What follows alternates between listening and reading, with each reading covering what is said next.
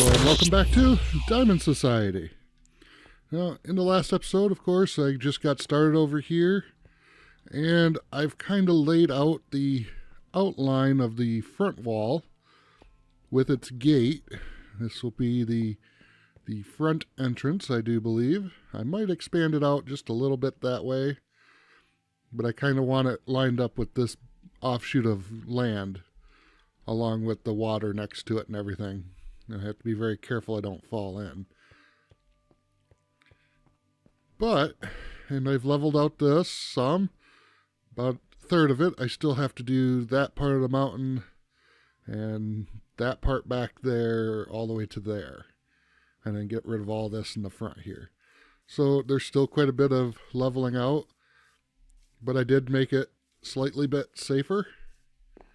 Now there's millions of torches everywhere, which probably won't help. I still get spawns over there, but now they can't get up to me at least. I still have to get the villagers moved safely, and I think I know where I'm going to put them. I did get rid of one house though, mostly just to get rid of it out of my line of sight. And yes, I forgot to link the chicken cooker design. I'll try to remember this time. Let's just say, roar, dino was here. Okay. Oh, I do have armor on. I now look like I'm from the 80s. Ooh, ooh, ooh, ooh, ooh. Okay, that's bad. Oh. Oh, crafting mantis left me her head because she killed me. Because she's big, meanie head. No, just, we need to put the heads back on the server again. And I did put a sign out here. Make sure you close the door when you come in or out of the portal. Because I keep coming in and every so often the door will be open. I don't know why that bothers me. But today, I'm going to do not one, but two smaller scale farms, and I'm going to place them strategically in the mountain. So I'm going to go ahead and cut real quick and cut away some of this wall here and dig a slightly small hole and maybe set the farm up a little bit. Not entirely, of course, but give you a general idea of what it'll look like. Click, click, click, click. Yep. Okay, that is working like it should. So I'm going to cut, and when I come back, this will all be taken care of, and it'll be daytime. And there we go. We have our slightly long tunnel in the mountain. And the reason I'm putting it in here is that this way it's not out in the eye line. I don't really need to keep an eye on it too much. So I can keep it underneath the wall of the fortress. Well, the fortress wall, I should say. And right now I'm just collecting more of the wonderful sugarcane, which, as you remember from the last series, I had my little sugarcane farm. I'm doing it the exact same way, just 3 tall, just to make it, not overly complex, but each time that I get a full harvest, I will get just a little over a stack. And then my little pumpkin farm, which is expandable, of course, same as that one. I'm doing, on this first row, I'm doing 5 pumpkins and 1 melon seed. And really that's the only melon that I'm going to need for this, because I'll have 15. Yeah, 15 melon, or 15 pumpkins, and just one melon that'll produce melon slices. And this will give me about 1/4 of a stack each time it harvests fully. And the melon, I think it's 3 to 7 per harvest of slices. So, I mean, the slices will add up quick, and the pumpkins, of course, will add up quick over time. This time, however, for this, I'm going to use leaf blocks instead of furnaces, because I made a lot of furnaces last time, and I did not enjoy making all those. Leaves are easier to come by, and I don't know. I'm not going to see it, so I don't really care too much what it looks like. I'm just going to use cobble and make it functional, but not pretty. I do have compressed ice under here with the slab. So it comes, I think, 7. One there. And then whatever number this is, another one. So it basically is going to go into one little hopper chain. And from there, it's going to go down, and when I start doing the storage system and everything, that's what it'll be coming through. But, a lot of buts. I am going to do a time-lapse build of both systems. It's going to be done in one video, 2 farms for the price of 1. And there was something else I was going to say. What was it? Oh, the reason I didn't show this on video is because this is boring to watch me dig hole. Oy, I hate digging holes without a beacon. But it didn't take very long. I've got some nice tools now since I've got my mending. I've got my super duper feather falling and breaking fire protection mending depth strider. I've got my mesh shirt that I got from a skeleton, and that from a zombie, and that from a zombie. All the same zombie. So now I look like I'm from the 80s. I know I made that joke once already, but I'm rambling on today for some reason. But yes, I'm going to go ahead and cut and make this time lapse happen. It shouldn't take me more than a while-ish. So here we go.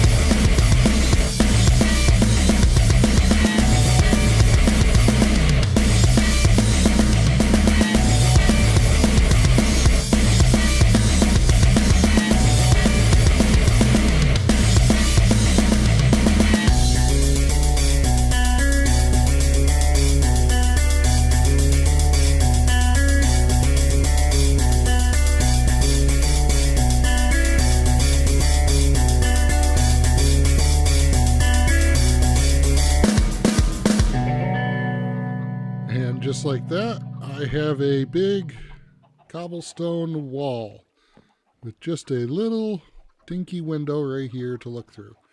And I did this deliberately because the wall for the fortress is going to cover this up anyways. So this was just to make sure I can look inside and go, hey, is it working or not? Yes, it is. I already know that this side over here is working because I actually seen that one fire off as I was building.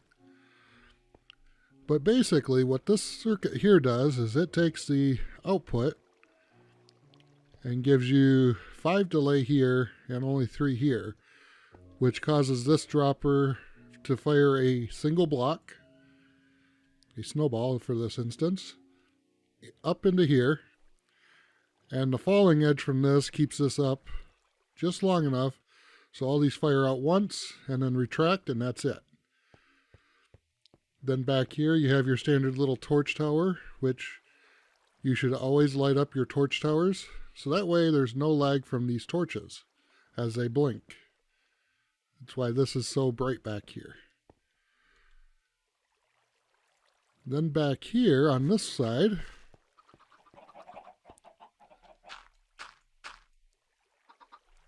we have the exact same thing, except this time it's 4 and 3.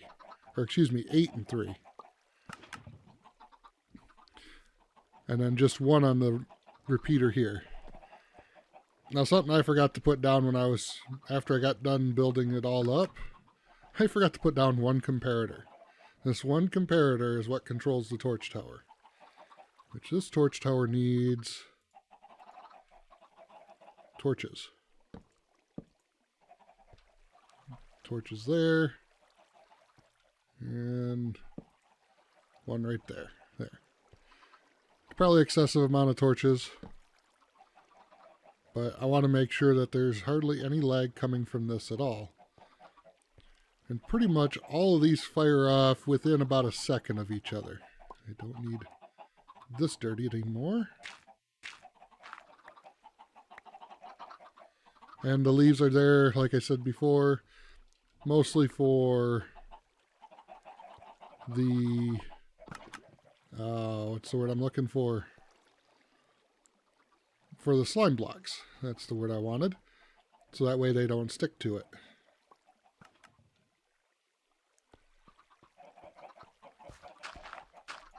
But basically, if you want to know how to build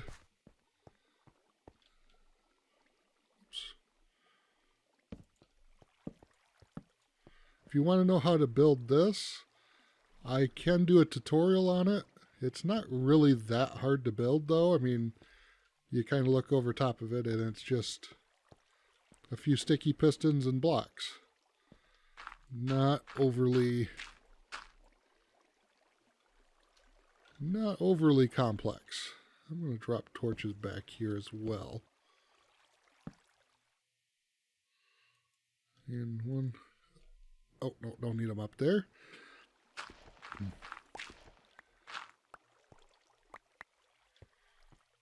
There. Now that should be pretty well lit up back there. And like I said, I fired it off once just to make sure. Now obviously I didn't quite get 38. And 41 I had pumpkins sitting in my inventory already. So all I did is I took and added them to here. And what the pumpkins are for is for lighting later on. And I forgot where I was going with that. Oh, the melon slices and that's going to be for trading with villagers when I get to there. And I've got my little infinite water source if I ever need one. Oh, chickens. Why are you out here, stupid chicken? But with that, guys, I think I'm actually going to call this an episode. So if you liked it, flash dance at the screen. If you liked the episode, please let me know. Any comments, questions, or any such thing like that, go ahead and leave them in the comments below, and I'll answer them the best I can. And until next time, guys, have fun.